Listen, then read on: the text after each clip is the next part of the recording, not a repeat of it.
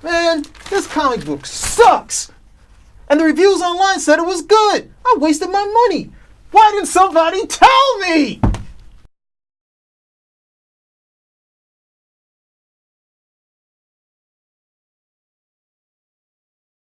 Hey everybody, we've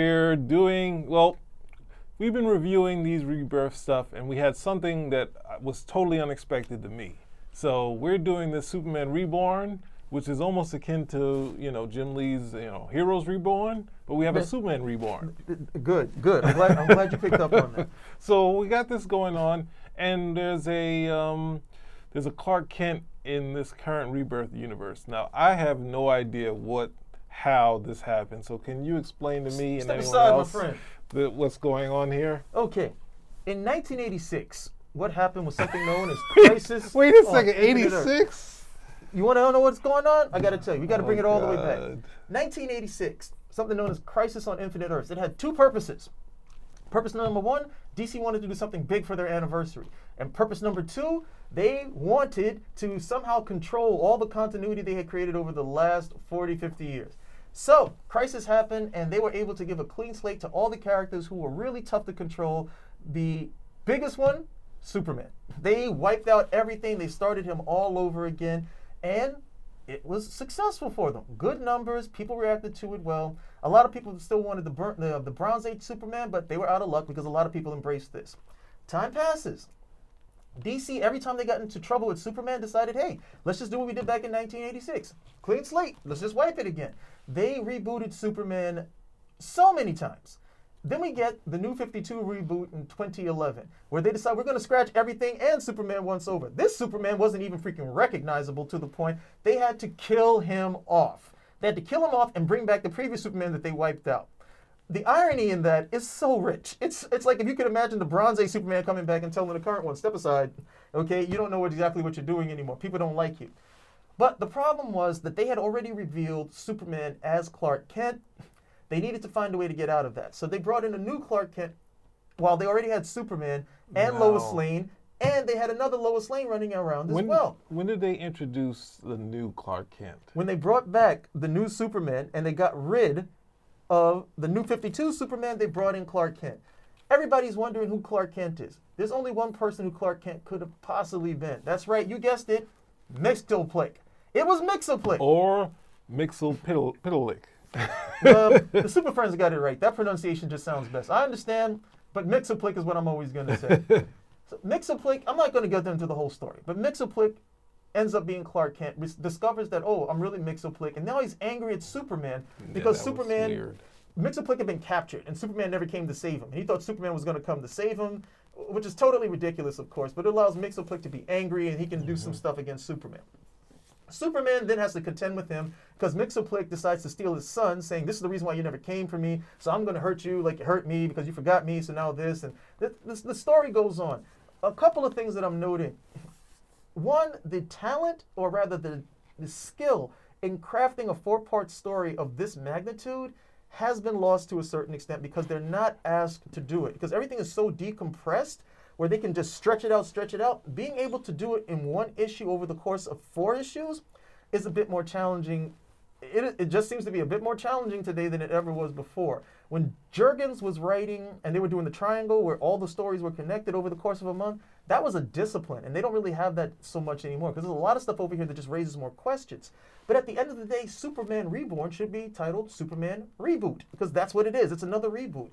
By the end of the storyline, his history is supposed to be now in line with what happened to the New 52 Superman. What we're being told is that Superman, New 52 Superman, and the Superman of the previous Flashpoint universe were somehow split apart, and now at the end of Superman Reborn, they've been coalesced back together with one seamless history. Remember, we were supposed to get that in Crisis. That didn't happen. Didn't happen. You remember Crisis? When Crisis ended, Superman was still running around as the regular guy, and then they did the whole Byrne reboot stuff. That in itself is a big question. Okay, but now we're supposed to have just one solid Superman without any issues or any problem. There's so many questions raised by this because does it just apply to Superman? What is the full history? And all they did was they did this Oh, the big montage. Yeah, this big montage, page. almost a mosaic, if you will, Yeah, yeah. of what happened. We see like Superman with Lana Lang and Lex Luthor. So okay, that was in history. But was he Superboy? Then we then look and we see Superman helping Lois Lane give birth, and then Perry White holding the baby. So you're saying, did that actually happen? Did convergence happen? And if it did happen, how is this all seamless? Because you're pretty much it's like a serrated blade. It's up down. It's jagged, even though they're trying to make it seem seamless. Was the story enjoyable? Yeah, I enjoyed it. Wait a second. No, it's not necessarily not enjoyable. It's okay, but depends on if you like the ending of Love Conquers All sort of thing. It was kind of weird. It got to I love the fact where Superman is able to change reality based on the fact that he's in love with his wife. I was like, okay, that's great. That's another feat that I can come over here and knock these guys around with. Oh, Superman can't do this. I was like, no, Superman I didn't even think of that. Superman can change reality because that's exactly what happened. Yes, he didn't just change reality because remember. It's his history affects everybody else that he interacts with. So he didn't just how much stuff gets changed over this? It's a really big question. Mm-hmm. For me, it was enjoyable because Superman was so unenjoyable for 5 years. You mean the stories they're doing now are enjoyable? The fact that they're Superman stories, okay? The fact that he's Superman is a big draw to it. The fact that I can get a Mixoplex story and I can say, okay, fine, I can enjoy this. That he has the family aspect. They're not running from it. They're allowing him to be a hero. They still haven't gone all the way with it. Is much more enjoyable than me reading this stuff, waiting like, when is this guy finally going to get it, okay? Mm-hmm. Oh, no, they exposed him to the entire world, and he's got like 1/10 of his power. Mind you, Superman only uses about 1/10 of his power, if that, at any given time. He's always holding back. So it was just, those stories were just so throwaway at the point. They were like digging a hole, or they were like... It was like the Cask of Amontillado by Edgar Allan Poe, where they're just building this brick wall and encasing him in it. Mm-hmm. And you can't do it with Superman. One of the reasons I bring up Crisis is because they tried to put back all of that history for 40 years. And it just keeps roaring back. They do 5 years of history, and out of nowhere, the 40 wants to attach itself to the 5. You can't get away from it. You've got to embrace it at some point. Bringing some of it back, and then it just became hokey because they just started saying, "Oh, we can bring this back." It's like they would do it one time, but once you open up, you let the rabbit out the hat and say, "Oh, I did it here," then everyone's like, "Well, let's bring this back. Yeah, let's bring that back." And a big part of that is a lot of those ideas are still fertile. They can still work. But the other thing is, you're not really, as a writer, it's not really in your best interest to come up with your own ideas and let DC own them, make hundreds of millions of dollars off of them, and you can get some residuals. So going back into the silver, I mean, look, Grant Morrison is probably the best proponent I've ever seen. This guy can go back and pick up an issue, and like, whether you like the story or not, he's like, hey, I can just go back there. I can just go back there and mine a whole bunch of ideas from this. Grant Morrison was the guy who made a character based on those ads. Those ads with the guy kicking sand into the dude's face. Oh, God. And was able to do that. Yeah. So I'm not saying you have to be a Grant Morrison along there, but I think if you embrace all the history, look, it's like a person. We all have history. We have 10, 20, 30 years of history. We don't readily use every single aspect of it all the time. And there's certain parts of our history that are never going to be channeled ever again, even though it happened. But the parts that work, allow them to work and embrace the whole thing, as opposed to just saying, look, none of this ever happened. We're going to pretend we all have amnesia. Mm-hmm. But then the memories keep roaring back. They keep roaring back at this point. So this is another reboot for Superman. Oh, wait a second. Now, I think it sounded like you were getting back to it. We've gone over a big overview of Superman and the current stories. Mm-hmm. I think we've gotten to the same place that Superman had with Brand New Day, where they have something, we don't know what it is. And at some point, just like all the other reboots, they start running and start eating its own tail. Yeah. It's like, so... That Ouroboros thing that they have going. So it's like, I don't know, like looking at this story and, it is okay, but then once they start setting up that Jonathan Kent is somewhere with the memories, like the memories are like energy things, and it's like, but it's not established as that. It's only until the end where you find that out, but it's like I'm reading into it, so it's not always clear. It is the easy read, it is a simple read, but I think it was too magical for me. But if you are into the romance, which everyone is into, Well, and they that's had why some okay bits of them the memories being wiped. but that's one of the reasons why they brought Mixoplick in, because Mixoplick is this big magical creature who can get them there. Yeah, there you go. Because what's the big problem they I didn't had? even think of that. We had 2 Supermen, we have 2 Clark Kent, Yeah. we have 2 Lois Lanes. We don't need sets of these people. We need one family. How do we get there? And it shows you like the only way they could do this, they had to do the hand wave. Because it wasn't just that you had Superman separated from Lois Lane. You had Superman separated from Lois Lane. You exposed his identity to the world. You took his power back.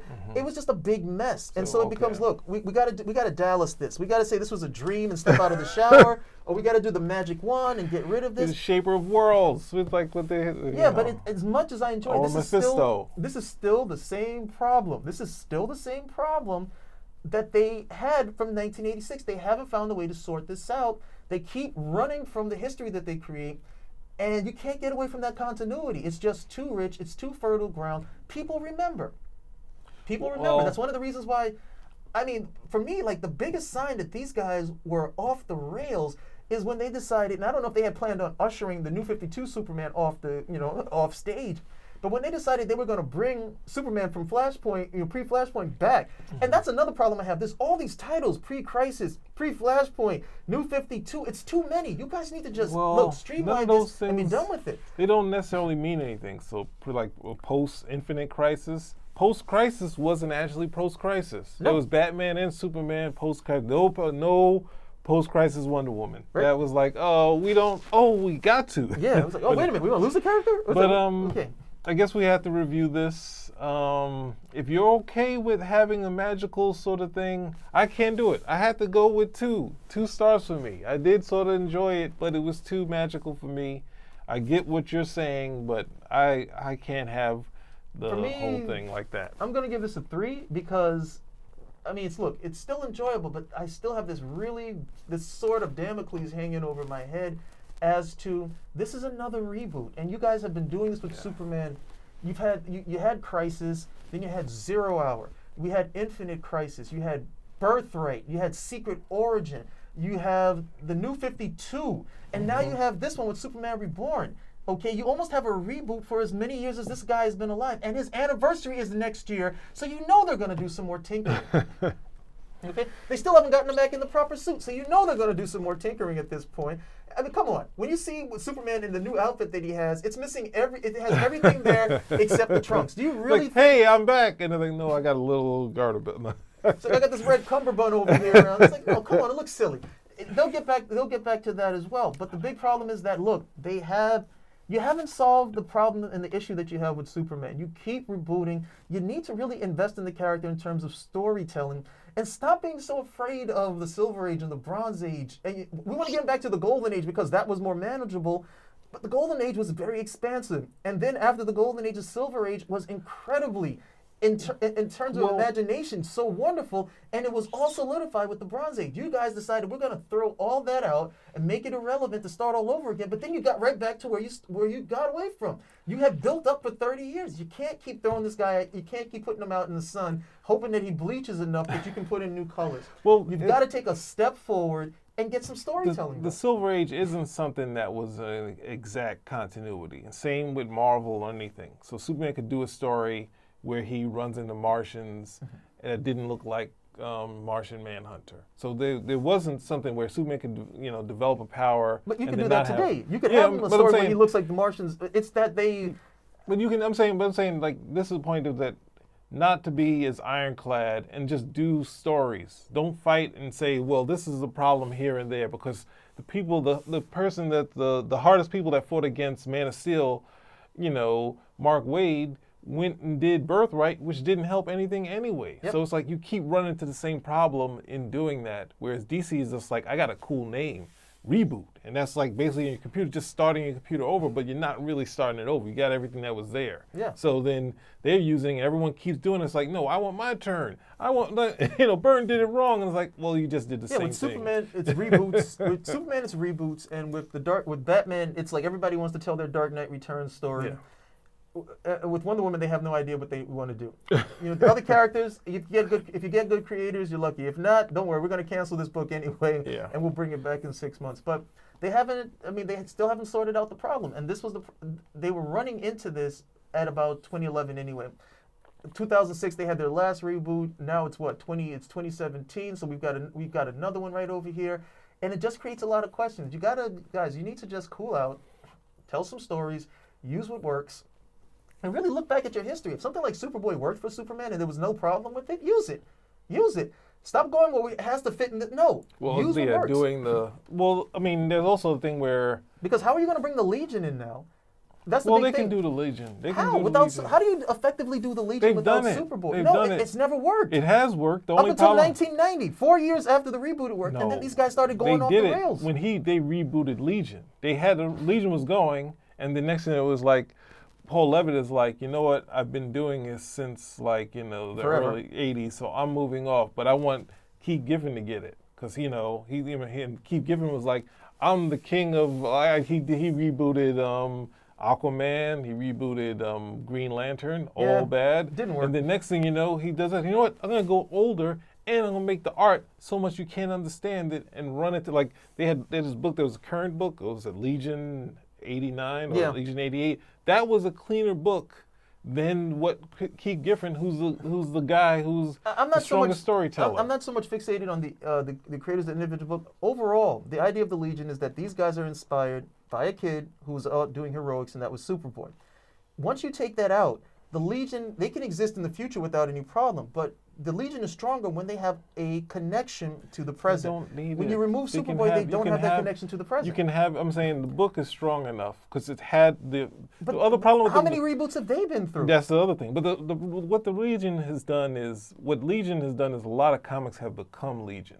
So like the X-Men have stolen so many bits from Legion. You can see it later because the future aspect they've stolen. But what work? But how does that allow? They have a definitive connection to the present. The stories work. The problem is that all comic books failed. So like you look at the Titans, why they failed? Because everything went above. But the Legion was rolling. I'm not saying I like Superboy in the Legion. I'm saying it can work either way. I'm not even saying you have to have Superboy as a fixture in the Legion. I'm saying don't give up that connection to the present, because when you do that, at some point it does get harder, because now you're putting them off in their own world and they're not part of the DC universe any longer. They're part of the DC future, and then people don't have to invest in it. Knowing that they have a definitive connection that you can always revisit to, periodically, so people are reminded, okay, this is how they connect right over here. This is why it's important. That I know what these guys are doing in the future. This is how it connects to the present. Those things are just strong writing elements that you need to be able to do.